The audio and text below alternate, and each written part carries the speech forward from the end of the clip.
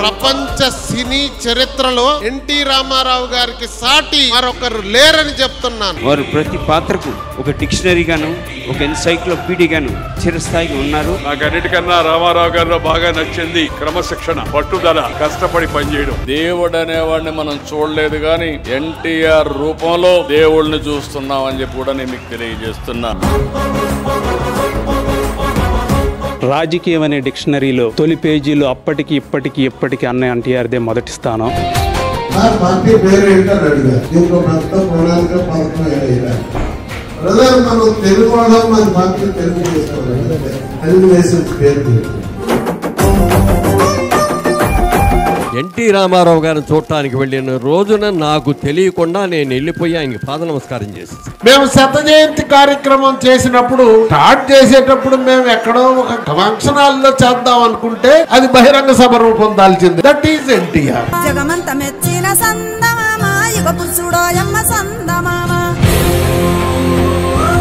ఈ ఆడపడుచు అన్నగా ఎన్నెన్నో సంక్షేమ పథకాలు అందించారు మన అన్న ఎన్టీఆర్. తారక మంత్రానికి ఎంత శక్తి ఉందో మనకు తెలియదు కానీ మేము చూస్తున్నాం ఎన్టీఆర్ అనే 3 అక్షరాలకే అంతకంటే మించిన పవర్ ఉంది, శక్తి ఉంది అనేది మనకి రుజువైతుంది.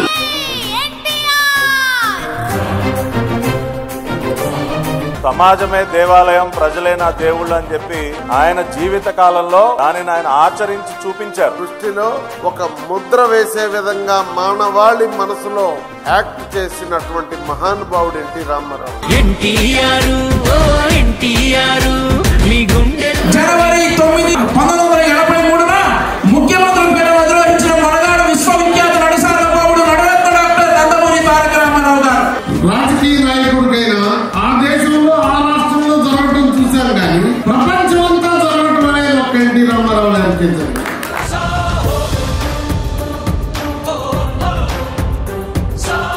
నిజంగా రాముడి నుంచి నేనే రాముడయ్యా అంటే చాలండి, ఏనే రాముడు అనేటట్టు ఉంది.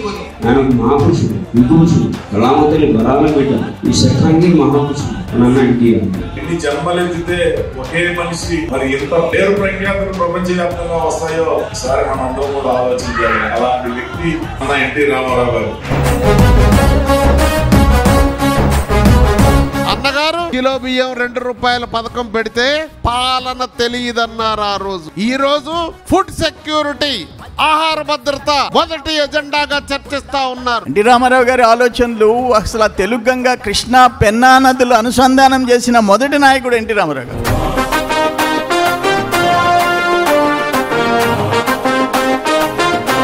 దయచేసి ఇక నుంచి మన డిక్షనరీలో ఓన్లీ వన్ జై ఎన్టీఆర్.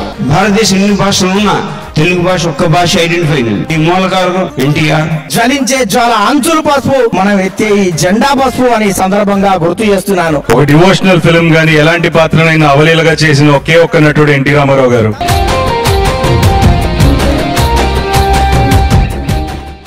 ప్రజల ఆపదలో ఉంటే ఆదుకోవటం ఆ క్రమశిక్షణ రాహిత్యం అయితే మీ ఉద్యోగానికి సెలవు, దండం పెట్టి వెళ్ళిపోయాడు. అది ఎన్టీ రామారావు గారి యొక్క ఔన్నత్యం. బతకడానికి రాజకీయాల్లోకి రావద్దు, బతుకు ఇవ్వడానికి రాజకీయాల్లోకి రావాలని పిలిపించినటువంటి ఏకైక నాయకుడు